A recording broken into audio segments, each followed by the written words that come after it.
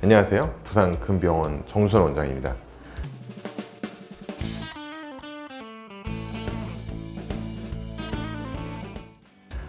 지난번 영상에서 제가 카티스템에 대해서 말씀을 드렸어요. 그랬더니 이제 환자분들, 이제 시청하신 분들이 이런 답변을 주셨어요. 1년 후에 실제로 이제 연골이 재생된 모습을 보여주시면 신뢰성에 문제가 없을 것 같다. 그러셔가지고 이제 또 준비해봤습니다. 제가 이제 오늘 드리고 싶은 말씀은 이제 1년 후에 실제로 어떻게 연골이 변했는지를 보여드리고 싶어서 영상을 준비해봤습니다. 지난 시간에 말씀드렸다시피 우리 몸의 연골은 굉장히 중요하죠. 모든 관절이라고 하는 거는 손가락도 마찬가지지만 뼈와 뼈 사이에 뼈를 보호하는 연골이 있습니다. 연골이 움직이는 게 바로 이 관절인데, 연골과 연골이 만나는 거는 거의 뭐 도자기, 예술 작품에 비교할 수 있어요. 이런 게 만나서 우리가 100년 이상 쓰는데 아무 문제 없게 해주는 이런 관절은 굉장히 중요하고 우리가 보존해야 되고 아끼고 잘 써야 되죠. 근데 이런 관절은 우리가 다쳤다거나 이제 많이 썼다거나 아니면 구조적인 문제로 인해서 여러 가지 문제로 연골이 닳게 되죠.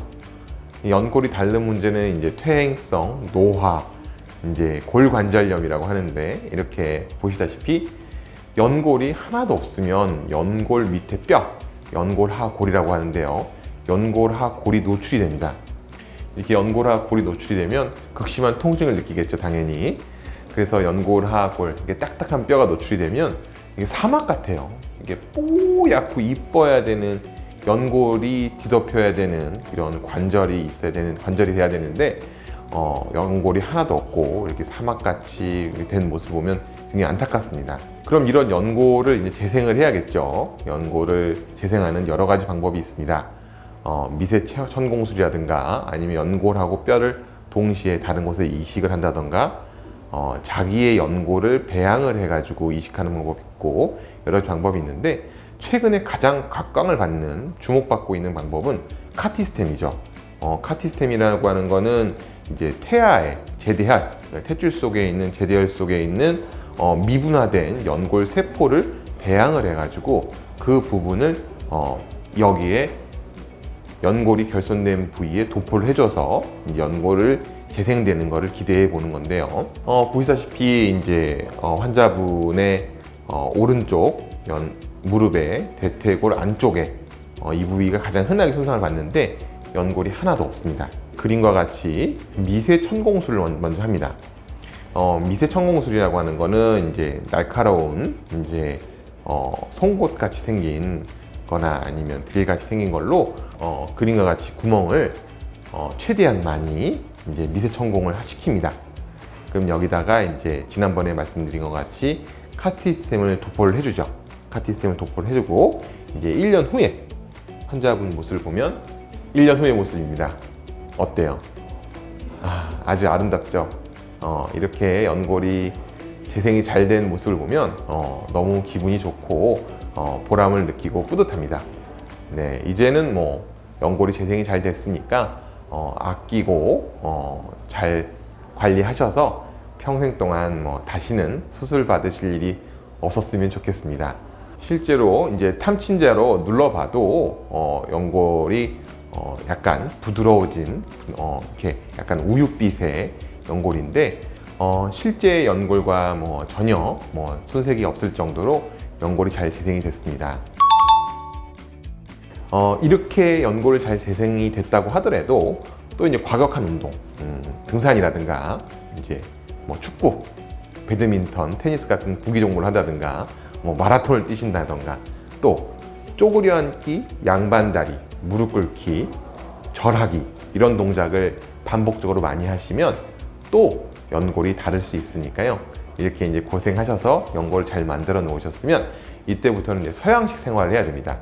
침대, 소파, 식탁, 좌변기, 이런 식으로 무릎을 과굴곡하는 자세를 피하시고요. 운동은 평소에 실내 자전거라든가 아니면 코로나 없으면 수영, 아니면 목욕탕 가서 따뜻한 물 들어갔다가 찬물 들어갔다가 거기서 물장구 치시고 이런 식으로 재활을 하시고 평생 관리를 잘 하시면 건강하게 잘 쓰실 수 있을 것 같아요. 퇴행성 관절염을 가지고 계신 분들은 이제 퇴행성 관절염은 크게 1기, 2기, 3기, 4기 4단계로 나눌 수가 있습니다. 1단계나 2단계는 연골이 연화되고 50% 이하의 손상이 있으신 분들인데, 이런 분들은 아까 말씀드린 대로 관리 위주의 치료를 하시는 거죠. 아프면 소염제를 드신다던가 물리치료를 받는다던가 아니면 연골 주사라든가 아니면 콘주란이라는 DNA 주사를 맞는다던가 이런 식으로 이제 무릎을 관리하시는 게 좋고요. 이 3단계 50% 이상의 손상이 있다 그러면 아까 보여드렸다시피 이제 연골을 재생하는 방법을 해야 됩니다. 연골을 이제 재생하는 여러 가지 방법 중에 한 가지 방법을 통해서 카티스템이라든가 자가 골 배양 이식이라든가 골 연골 이식이라든가 미세 천공술 이렇게 다양한 방법으로 연골을 재생을 해야 되는 거고요. 4단계가 되면 이제 말기가 돼서 어쩔 수 없이 인공관절을 해야 되는 거고요. 그러니까 각 단계별로 점점 더 힘들어지는 거니까 각 단계가 진행하시지 않도록 관리를 잘 하시는 게 중요한 거고요. 그리고 또 이제 병원에 오셔서 본인의 단계를 또 확인을 해보시는 게 좋고요. 그래서 일단 관리를 해보고 여러 보존적 치료를 해보고 안 되면 정밀 MRI 같은 정밀 검사를 통해서 본인의 현재 상황을 파악을 하시고 각 단계에 맞는 치료 방법을 선택하셔서 치료를 잘 받으셨으면 좋겠습니다. 오늘도 시청해 주셔서 감사합니다. 부산 큰병원 정수선 원장이었습니다.